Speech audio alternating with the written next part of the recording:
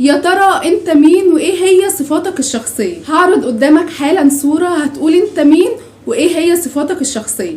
كل اللي عليك انك تبص كويس في الصورة وتختار رقم شخص يكون شايف ان هو اكتر شخص بيمثلك. يلا وركز معايا.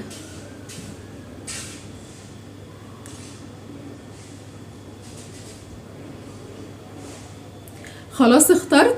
يلا بقى نقول انت مين وايه هي صفاتك الشخصية. لو كنت اخترت رقم 1 أو 3 أو 6 أو 7، فانت شخص ما بيخافش صعوبات او تحديات الحياة. اما لو كنت اخترت رقم 12 او 11 او 12 او 18 او 19، فانت شخص اجتماعي بيحب التواصل مع الاخرين ودايما موجود مع اصحابك وسند ليهم. اما لو كنت من الاشخاص اللي اختار رقم 4، فانت شخص بتحب الحياة المستقرة وعايز تحقق اهدافك وتوصل للنجاح بسهولة وبدون اي مشقة او تعب. اما لو كنت اخترت الشخص رقم 5، فانت دايما حاسس انك شخص متعب ومنهك وما عندكش اي طاقة. اما لو كنت اخترت رقم 8، فانت شخص حالم عايش دايما في العالم الخاص بيه ودايما بتفكر في نفسك اولا.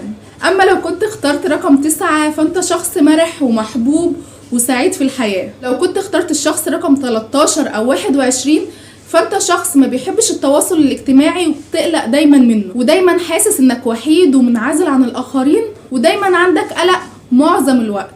ولو كنت اخترت 10 او 15، فانت شخص راضي عن حياتك وبتتكيف بسهولة مع الناس. اما لو كنت شايف ان الشخص رقم 14 هو اكتر شخص بيمثلك، فمعنى ده انك شخص متعب عاطفيا او عندك اضطراب عاطفي. اما لو كنت اخترت اعلى حاجة الشخص رقم 20، فانت شخص واثق جدا من نفسه وبيقدر ذاته جدا، قائد بالفطرة وعايز دايما تبقى انت الوحيد اللي الناس بتسمع لك، ده غير ان الناس دايما بتلجأ لك للنصيحة. اما لو كنت اخترت الشخص رقم 16، فده معناه انك شخص تعبت من مساندتك لشخص ما. بس لو كنت شايف ان الشخص رقم 17 حضنك، فده معناه انك شايف نفسك شخص محب للشخص ده.